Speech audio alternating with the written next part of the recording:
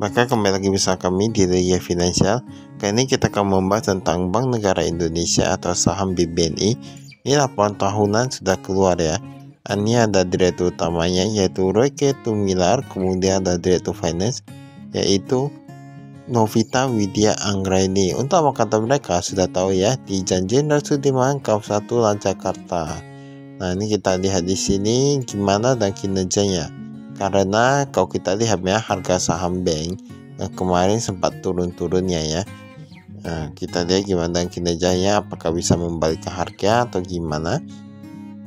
Ini dari apa awalnya saja, ini sudah sangat panjang. Ini laporan keuangan cukup panjang ya menurut kami. Untuk laporan keuangan kali ini nilai itu jutaan, tapi bentuk itu dia rupiah. Kasnya dari 11 triliunan, 11,2 menjadi 13,7 triliunan. Jadi ini merupakan angka yang meningkat cukup banyak. Ini oke, masih oke. Efek-efeknya ada pihak berhasil dan efeknya ada yang pihak ketiga. Kalau kita di sini pihak berhasil malah menurun, pihak ketiga malah meningkat. Nah, ini berarti mungkin lebih baik tahu ke pihak ketiga ya, karena kan kalau pihak ketiga dapat uangnya dari orang lain.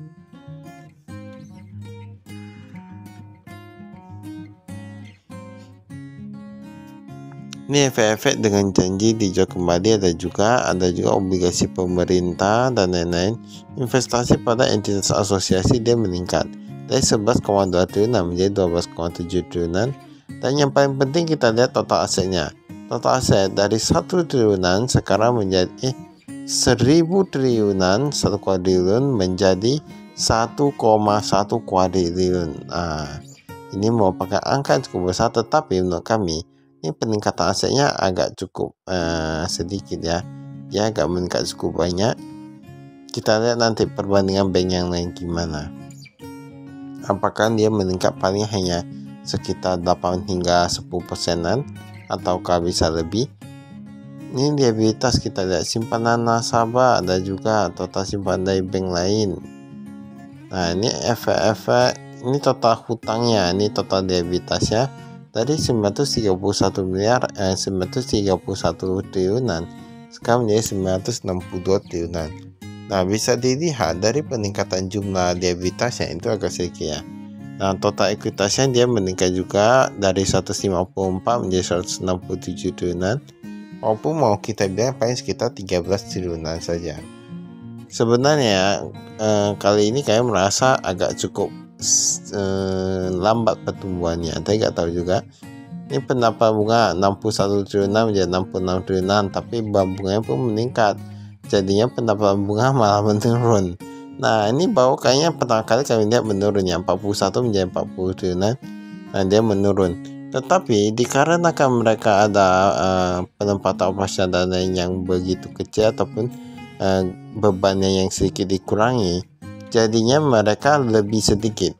Nah, labanya dari 25 triliunan sekarang menjadi 26 triliunan. Jadi perlu kita pahami, sebenarnya untuk yang bank itu ya, kita lihat pendapatan bunganya. Kalau pendapatan bunga udah turun, itu agak susah dibilang. Makanya kalau kita lihat di website atau di internet, di TikTok, di mana-mana, kalau dikatakan Bank BNI telah mencetakkan laba segini, cetak rekor sepanjang sejarah, ini itu. Nah, kita boleh percaya, tetapi kita perlu lihat faktanya itu gimana. Nah, kalau kita di sini pendapatan bunga turun ya, pendapatan bunga masnya laba kotornya gitulah, yang dari pendapatan bunga dia turun. Kalau pendapatannya pasti naik, tapi dia gak gitu tinggi sih, dan naik sedikit aja. Makanya kalau kita bilang ketika sebuah perusahaan pendapatannya naik, itu seharusnya kalau tanggung-tanggung naiknya itu bisa jadi kinerja jadi menurun. Nah, jadi kita perlu lihat juga. Ini ada informasi umum di sini, ada disebutkan untuk yang direkturnya ada ini direktur utama Royke Tumilar, kemudian ada wakil direktur utama, direktur finance, direktur enterprise, banyak sekali cabangnya. Jadi tak biasa ya, kalau perusahaan besar itu dia banyak sekali direkturnya, komisarisnya, semua banyak. Nah, yang paling penting nanti kita lihat gimana dengan gaji dan tunjangannya, apakah meningkat juga. Kebanyakan rata-rata meningkat ya, tidak bisa dipungkiri Tapi nanti kita lihat gimana dengan kinerjanya.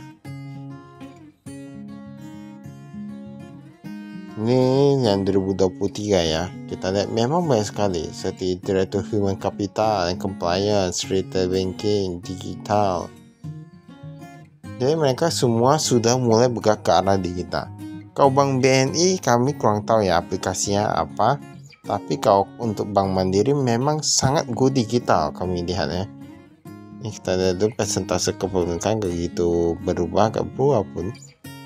Nah, kalau Bank Mandiri itu melalui Livin, kami lihat agak cukup terkenal ya Livin ya. Sekarang mereka tinggal saat transfer ini semua pakai satu aplikasi. Nah, jadi memang tapi kalau Bank BNI mungkin cukup terkenal juga, tapi kami mungkin ada beberapa pihak yang kurang mengetahuinya.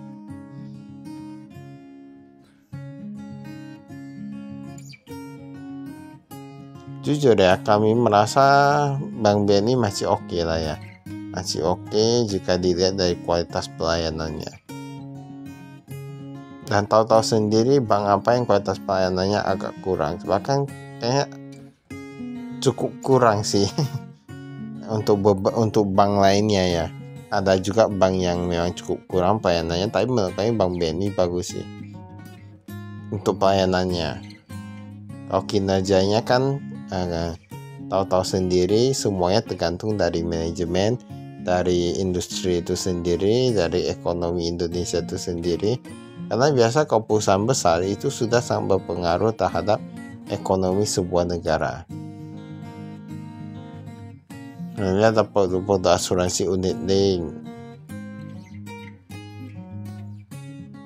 Unit link itu kebanyakan orang tawarkan asuransi dasar tapi diikuti dengan katanya disisihkan untuk investasi.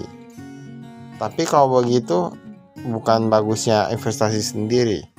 Nah, terkadang yang berpikir itu karena kebanyakan banyak sekali orang yang ujung-ujungnya dia katanya ada uang investasi, ternyata investasinya malah rugi. Nah, nggak naik-naik ya, sama aja ya kayak gitu ya. Rasnya nih rupiah dari 10 triliunan sekarang menjadi 12 triliunan. Oke, dia meningkat. Ini banyak sekali mata uang asing, namanya bank ya, apalagi Bank Negara Indonesia. Ada SGD, ada USD, HGD, ada Kanada, dolar Kanada, ada yen Jepang, yuan Cina, dolar Brunei, ringgit, semua ada. Namanya bank ya, harus semua ada ya. Kalau tiba-tiba mau tukar, cuma kalian penasaran kayak gini. Kalau untuk beberapa negara yang kurang terkenal, apakah kita bisa tukar mata uang asingnya di bank? Nah, itu yang menjadi pertanyaan. Nah, kan kalau kita bilang money changer gak semua lengkap ya. Tapi apakah Bank Negara Indonesia semua lengkap mata uangnya? Nah, mungkin sesekali bisa dicoba tuh di lapangan. Tes, Kak, mau tukar uang asing, mata uang ini yang bisa cari ya. Ini kita lihat di sini penempatan pada bank lain juga investasi.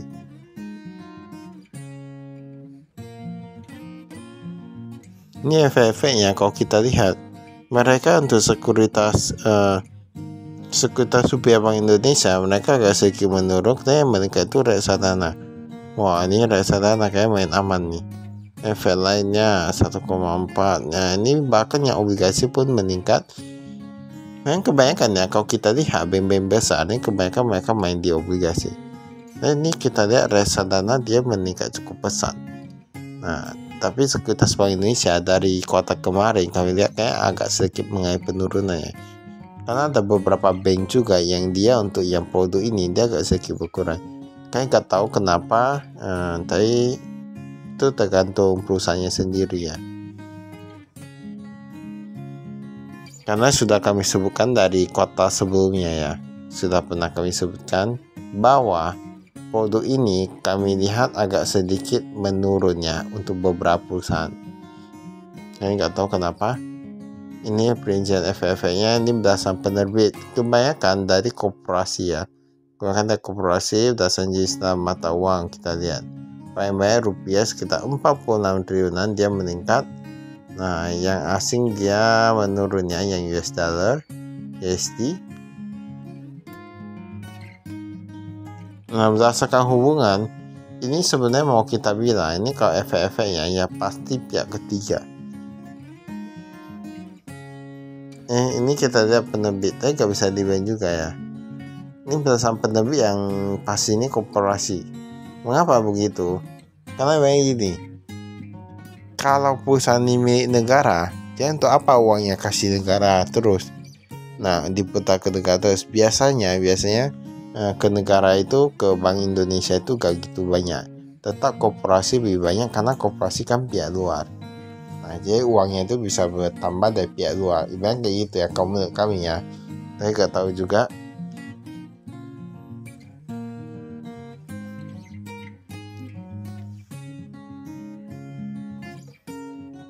Makanya ada yang bilang, kalau kita punya modal banyak, kita gak perlu kerja lagi. Kita taruh obligasi putar-putar sana sini, reksadana yang pasti, reksadana pendapatan tetap gitu. Nah, paling kayak gitu aja. Kita dapat 3% dari kita bilang 100 miliar saja udah cukup untuk 1 tahun untuk kehidupan sedang-sedangnya itu ya. Pinjaman yang diberikan kita lihat, kerugian kredit ekspektasi sekitar 1 triliun, ngeri nih. Fasilitas pembiayaan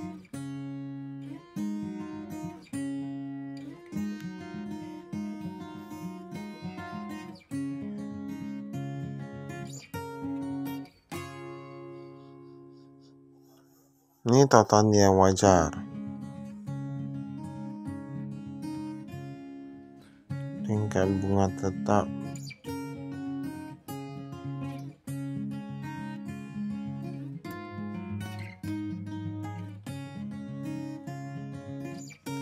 Dan ini kita lihat, ini obligasinya ini dia ada disebutkan ya, premium dibayar.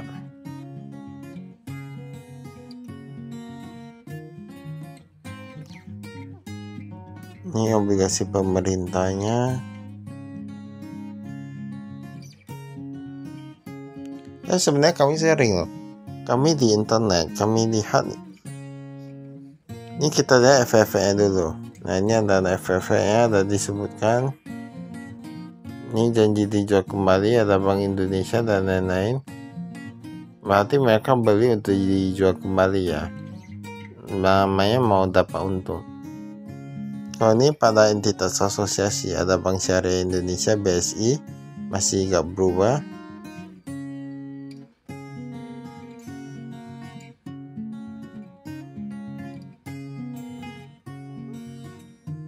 Investasi pada entitas asosiasi. Penyataan saham kita lihat, sama apa aja yang dimiliki. Nah, ini ada presentasinya, di mana kayaknya untuk yang Bank BTPN dia kepemilikan sahamnya berkurang.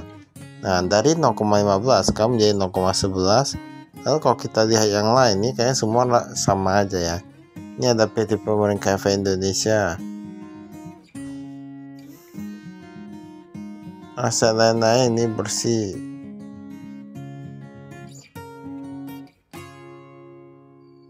Nah, ini aset tetap, aset keagungan bisa di sini. Makanya kalau kita bilang kenapa ketika perusahaan atau BUMN itu korupsi ataupun ada lembaga keuangan negara ataupun lembaga lainnya yang korupsi, mengapa itu sangat susah ataupun lama sekali baru bisa ditangkap? Karena kalau mau kita bilang ini perusahaan yang sangat besar, tentunya operasionalnya itu semuanya begitu banyak. Nah, jadi gak gitu mudah untuk cari satu-satu. Liabilitas negara kita lihat,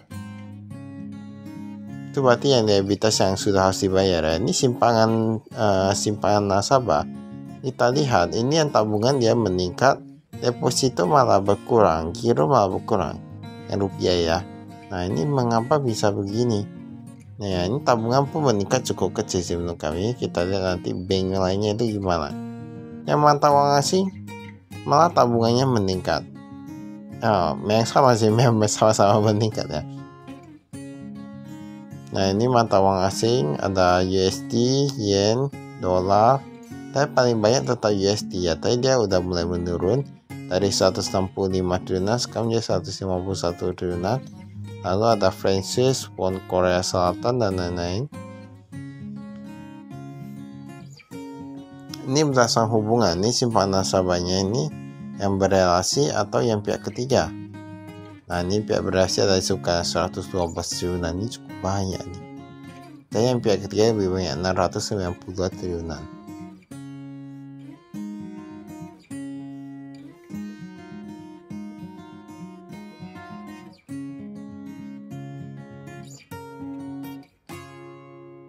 Ini deposito berjangka.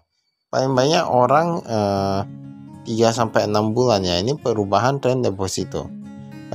Kemarin banyak orang yang dia ambil jangka panjang. Sekarang hanya sampai paling jangka pendek ya, tapi dia masih menengah sekitar 3-6 bulan. Nah, itu mengapa bisa begitu? Nah, dia udah mulai berubah trennya. Kayaknya sekarang trennya lebih sedikit orang tahu lama-lama di deposito. Kebanyakan taruh sebentar aja, kayaknya uangnya taruh di tempat lainnya. Berdasarkan pihak dan mata uang.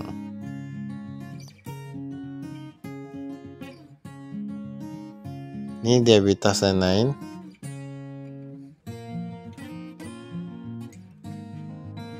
Pajakan kita skip. Ini panjang sekali ini laporan keuangannya. Kalau kita mau lihat lebih rinci satu-satu itu gak gitu mudah. Makanya kalau kebanyakan orang kalau lihat saham bank, mereka lebih suka nengok langsung simpanan nasabahnya itu berapa, kreditnya itu berapa yang harus dibayar. Mereka investasi pada bank itu dia investasi mana aja, apakah high risk, low risk, middle risk, dan liability yang harus dibayar itu segera berapa, kasnya berapa, paling ya itu aja ya. Kalau yang lain kayak mereka gak gitu tahu lihat. Apalagi ini kan bank umum ya, ini pun Bank Negara Indonesia, jadi seharusnya ini gak gitu bisa diapakan nih. Kecuali kalau swasta ya. Ini kita lihat pendapatan bunga. Pendapatan bunga, pinjaman yang diberikan meningkat dari 50 triliunan menjadi 55 triliunan. Obligasi pemerintah dia meningkat. Pendapatan pada bank lain berkurang, ekspor meningkat, dan FFI dia meningkat. Jadi pendapatannya dari sana ya, tapi kenaikannya gak gitu banyak sih. Ya gak gitu banyak pendapatannya. Beban bunga kita lihat di sini. Nah, dia ada pendapatan bunga, ada beban bunga juga. Gaji, beban gaji dan tunjangan. Nah, THR-nya gak gitu banyak meningkat, tapi gajinya meningkat. Bonusnya apalagi meningkat cukup banyak nih. Nah, ini mau tahu gak ini berapa keuangan yang didapat dari komisaris, direksi, dan lain-lain. Ini ada bonus, gaji, semua rata-rata meningkat tuh. Semua rata-rata meningkat. Nah, hebat gak itu? Hebat kan? Meningkat cukup pesat nih. Apalagi yang di bonus ya. Jadi ini bisa dijadikan bahan acuan ya. Banyak tadi diaturnya berapa. Nah, kurang lebih dibagi berapa orang. Berarti satu orang berapa.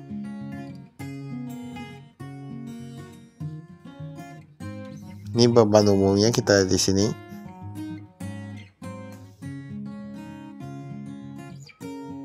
Imbang kerja. Sebenarnya kayaknya kami lihat kinerjanya nggak gitu meningkat pesat loh. Kok bonusnya meningkat pesat ya, kan kurang ngerti di soal itu. Itu yang menjadi pertanyaan, atau ada yang tahu ya mengapa bisa begitu?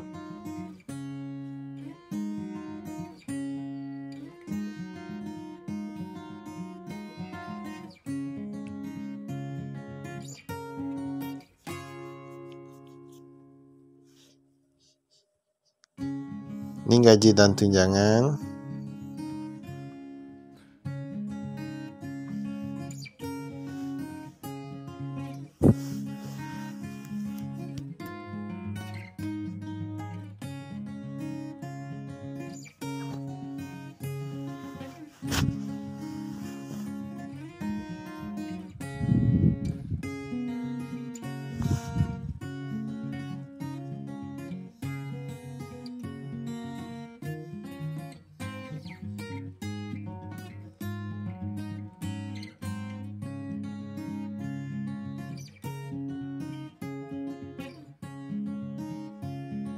Ini kita skip ya. Maka oh, ini masih belum selesai nih ya. Maka itu saya kami sekian, terima kasih, salam investasi.